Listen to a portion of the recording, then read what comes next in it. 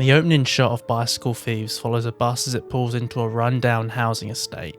People litter the streets, wandering aimlessly with no sense of purpose. As the bus parks, men flood out and head over to an apartment block. Out comes a well-dressed man holding a stack of paper. He's handing out employment to the impoverished people. He has 2 jobs to allocate. The rest of the crowd must try their luck tomorrow or the day after. Food isn't going to put itself on the table. This scene acts as a microcosm for the dire situation Italy found itself in following the Second World War. Made in 1948, Bicycle Thieves captures this post-war climate in the most accurate way possible, shooting in Rome just 3 years after the war ended. Throughout the film, the characters find themselves picking their way through the very real rubble caused by the Allied bombing campaign.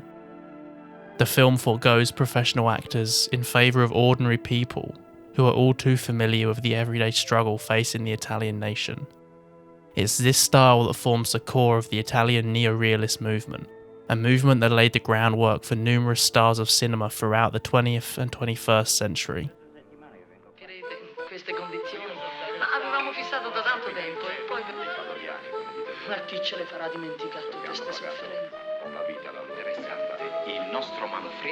In order to understand Italian Neorealism, we need to understand the conditions Italy were facing that allowed such movement to come to be. To do this, we can start with one man, Benito Mussolini. Mussolini marched on Rome in 1922 and soon imposed an iron grip around the country, establishing the first fascist dictatorship in Europe, sowing the seeds for the Second World War. Following the march on Rome, Italy's domestic film production all but collapsed. What was once a vibrant industry, creating historical blockbusters as well as futuristic, more expressive films, soon gave way to the dominance of Hollywood. The Italian film industry failed to modernise, still relying on professionals from a literary background who couldn't meet the challenges posed by modern filmmaking. In contrast to this, the American film industry was booming. Hollywood was entering its golden age and was churning out films at a rate Italy simply couldn't match. In response to this, Mussolini wanted things to change. He wanted to return Italian stars to the Italian screens, while of course ensuring such new films took a favourable view of his government. He created the General Directorate for Cinema, appointing a fascist party member at the organisation's head. This new organisation sought to subsidise cinema production, reinvigorating the Italian film industry. Mussolini dreamt of a reliable propaganda machine that not only returned Italy as a major player in international cinema, but tightened his grip on the country. Under the slogan, "Cinema is the most powerful weapon," the organisation established a town devoted entirely to film production. This featured numerous studio lots and the extensive infrastructure required to support this. But despite this investment, film proved a lacklustre propaganda tool for Mussolini. The Italian people were not interested in the cheap comedies that depicted the wealthy elite and encouraged fascist values that dominated the screens in this era. The Italian people longed for something depicting life as they knew it, films that didn't ignore the miserable reality of living in a fascist dictatorship. Little did they know, it would take the apocalypse for them to get their wish. The responsibility lies on the shoulders of one man. By his latest act of naked aggression, Hitler has committed a crime not only against Poland, but against the whole human race.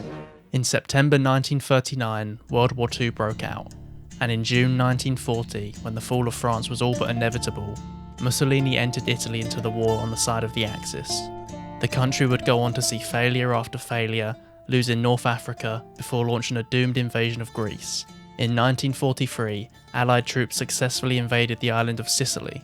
Soon after, Mussolini was deposed and the Kingdom of Italy dropped out of the war. Following this, the Germans quickly rushed to occupy as much as the country as possible, creating a collaborationist regime with Mussolini as its figurehead. The former Duce, all-powerful dictator of Italy, now reduced to a German puppet, holding no real power over the country he triumphantly took over some 20 years before. Throughout the war, Italy saw fierce fighting both on the ground and in the skies, with the Battle of Monte Cassino claiming 75,000 lives. American veterans of Sicily and Salerno are in the thick of the fighting and adding to their laurels, putting Hitler's best storm troops to their most severe test. Much like their German and Japanese partners, Italy saw extensive bombing across the country. Genoa, Turin, Milan, and of course Rome were targeted. Italy came out of the war a broken, humiliated country, its future uncertain, and the people knowing all too well that the end of the war won't bring about the end of the country's struggles. Many factions vied for power amidst the rubble, the people rendered numb by years of war.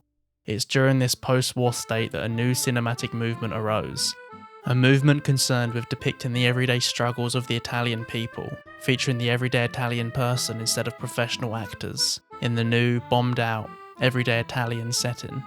With the collapse of the Mussolini regime, the strict censorship under the General Directorate for Cinema, which was now led by Mussolini's son Vittorio, was gone, allowing filmmakers to explore new ideas. The films of Roberto Rossellini before the fall of fascism typically featured Italian soldiers fighting during the war. However, once Rome was liberated, he began work on Rome, Open City, which is considered by many today to be a quintessential Italian neorealist film. Ma quando finirà? Ci sono dei momenti che non ne posso proprio più. St'inverno sembra che non debba finire mai. Finirà, Dio, finirà. E tornerà pure la primavera. E sarà più bella delle altre, perché saremo liberi.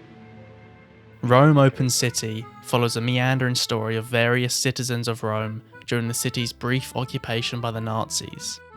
Rossellini shot on the streets just 2 months after the occupation, utilising dirty halls and destroyed buildings to tell the story of the poverty inflicted on these people, and the horrific echoes of war that sounded just a few months before. Declared an open city to be spared from the devastating bombings, the Nazi-occupied Rome of 1943 and 44 struggles to survive. A resistance fighter is given refuge by an ordinary Roman couple, and aided by a priest they agree to help the resistance undercut their occupiers. The actors were largely free to improvise, giving rise to a sense of realism that the Italian people could relate to. This realism serves as a counterpoint to the moments of high drama, a woman being gunned down in the street,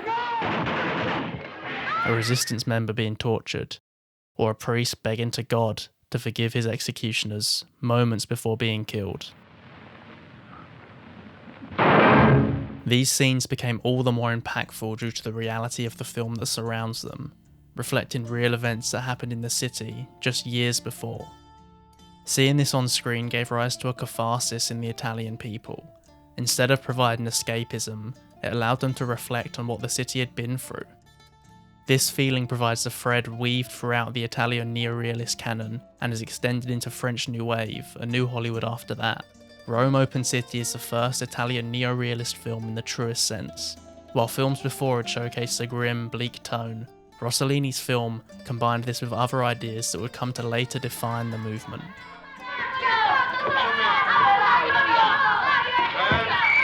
As time progressed, neorealist films began to focus on the world after the Second World War, featuring the rubble, poverty and strife that faced the war-torn country.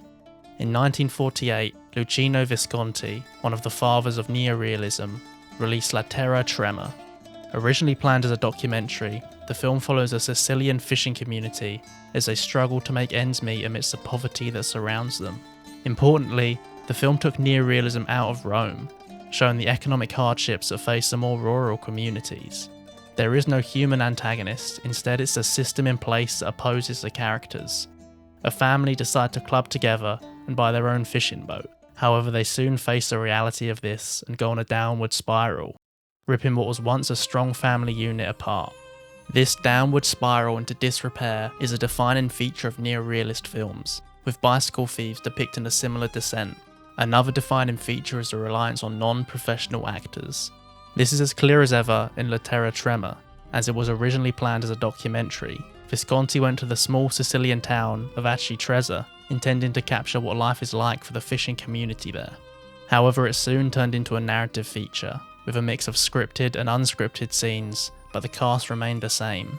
The people playing the poor fishermen were actually poor fishermen, so they could relate all too well to what the characters on screen were going through, heightening the sense of realism. These factors, alongside shooting on location and retaining the gritty tone, combined to create a cathartic sense of reality that would become known as Italian neorealism, and be utilised by many filmmakers across the decade. Scusi, sta qui la Santona. La Santona? Sì, quella che vede. Non lo so. Proviamo al primo piano, proviamo. As the years went by and the impact of the war faded, neorealism began to drop out of favour in Italy. Gone were the tensions between the capitalist and communist factions within the country, with the Marshall Plan firmly placing Italy in the Western sphere. Italian society had outgrown the need for neorealism by the mid-1950s. As life had become less difficult, audiences looked elsewhere for their entertainment, and the Italian film industry evolved. Instead of looking at the larger economic and political concerns of society, filmmakers began to explore the individual. Tu saresti capace di piantare tutto e ricominciare la vita da capo? Di scegliere una cosa sola e di essere fedele a quella. Riuscire a farla diventare la ragione della tua vita. Una cosa che raccolga tutto, che diventi tutto proprio perché è la tua fedeltà che la fa diventare infinita. Saresti capace? Individual struggles, often revolving around isolation or misunderstanding, formed the core for the next stage of Italian cinema, using the neorealist style, but internalising it within the suffering and search for knowledge in a rebuilt society. However, the ripples caused by Italian neorealism were not lost, as it continues to influence worldwide cinema to this day. Many nations had their own realist phase, be it the British realism films from Ken Loach or the mumblecore films of the 21st century. Italian neorealism was the first post-war cinema to liberate itself from the confines of the studio system, allowing independent films to be made and creativity to flourish. Its impact was felt across the world, eventually taking down the Hollywood juggernaut in the late 60s, with American cinema taking a firm turn towards independent filmmaking. Okay then, let's hear it now for Benjamin Braddock!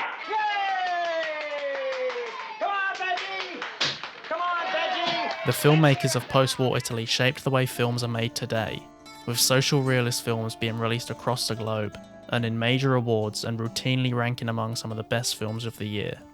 Be it Nomadland or Parasite, the concept of capturing the world how it truly is has fascinated filmmakers ever since the Italians broached the subject after the war. If there's one thing to take from Italian neorealism, it's that film as a medium can be used to hold a mirror up to society, exposing what people on the lowest rung of the ladder struggle with every day. Neorealism emerged in Italy as a result of fascism, yet it's stayed with us ever since.